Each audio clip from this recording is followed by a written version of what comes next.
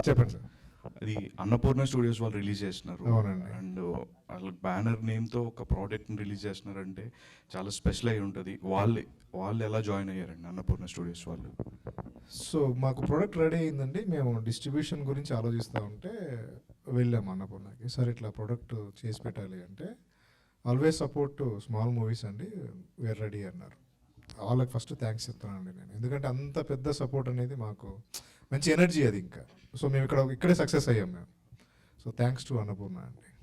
So basically ఓటీటీలో థ్రిల్లర్స్కి చాలా మంచి స్కోప్ ఉంది, అంటే ఎక్కువ లార్జర్ ఆడియన్స్కి రీచ్ అయ్యే ఛాన్సెస్ అయితే ఉన్నాయి. ఓకే. సో ఇట్లాంటి టైంలో అండ్ మీరు అన్నట్టు ఒక చిన్న సినిమా థియేటర్కి రిలీజ్ అయ్యి ఆడియన్స్ తీసుకురావడం అనేది చాలా కష్టమవుతున్న టైంలో ఓటీటీ కాకుండా థియేటర్కల్గా వెళ్ళాలని ఎందుకు అనుకున్నారు? గుడ్ క్వశ్చన్ అండి. ఇది కంప్లీట్గా థియేటర్ మూవీ అండి. థియేటర్లో చూసి ఎక్స్పీరియన్స్ అయితేనే మూవీ చూసినట్టు.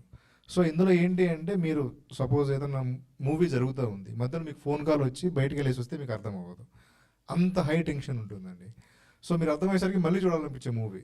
సో అలాగే బ్యాక్గ్రౌండ్ స్కోర్ ఎస్పెషల్లీ మీరు థియేటర్లో ఎక్స్పీరియన్స్ చేస్తే ఎక్స్పీరియన్స్ చేసినట్టు. సో స్క్రీన్ ప్లేతో పాటు బ్యాక్గ్రౌండ్ స్కోర్ యాడ్ అవ్వడం వల్ల అది ఇంకా పీక్లోకి వెళ్ళిందండి. అందుకు మీరు థియేటర్ మూవీ కంప్లీట్గా. సో జనరల్గా మనం ఒక కథ రాసుకున్నప్పుడు యాజ్ రైటర్ అండ్ డైరెక్టర్గా మన పర్స్పెక్టివ్లో ఒక హీరోని అనుకొని కథ రాస్తాం. Okay. So who was the first choice for కలియుగపట్నంలో? అంటే విశ్వ గారేనా, లేకపోతే ఎనీ అదర్ హీరో అనుకుని రాసున్నారా? లేదండి, ఫస్ట్ నేను కథ రాసుకున్న తర్వాత ఎవరిదైనా వెళ్ళొచ్చు అనుకున్నాను. సో ఒక ముగ్గురికి చెప్పాను, వాళ్ళు ఈ క్యారెక్టర్ మేము మోయలేము అని చెప్పేశారు, డైరెక్ట్ చెప్పేశారు. సో అక్కడ నేను తర్వాత నాకు హీరో ప్రొఫైల్ రావడం విశ్వాన్ని క్వశ్చన్ అడిగాను, నువ్వు క్యారెక్టర్ చేస్తానంటేనే చెయ్యి, లేదు స్టోరీ బాగుంది ఒప్పుకుంటాను అంటే తర్వాత అవ్వదని చెప్తే నేను చేస్తానని చెప్పాడు. ఆ ధైర్యంతో ముందుకెళ్ళాను నేను. ఆల్ ద బెస్ట్ అండి. Thank you.